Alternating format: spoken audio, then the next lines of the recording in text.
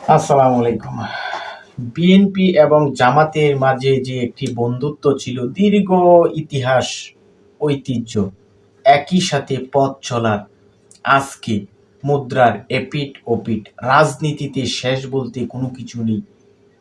৫ই আগস্টের পরে কিন্তু বিএনপি এবং জামাতের যে একটি দূরত্ব সেটি স্পষ্ট হয়েছে। এই মুহূর্তে মাঠে আওয়ামী লীগ নেই, কিন্তু বিএনপির নেতারা জামাতের নেতৃবৃন্দের বিপক্ষে এবং তাদের দলের বিপক্ষে যেভাবে বিষোদ্গার করতেছে, এতে স্পষ্ট হয়েছে আগামী দিনে বিএনপি এবং জামাতের মাঝে স্পষ্ট যেই দূরত্ব এবং একটি রাজনীতিতে কি ধরনের পরিস্থিতি অপেক্ষা করতেছে সেটি কিন্তু বলার অপেক্ষা রাখে না।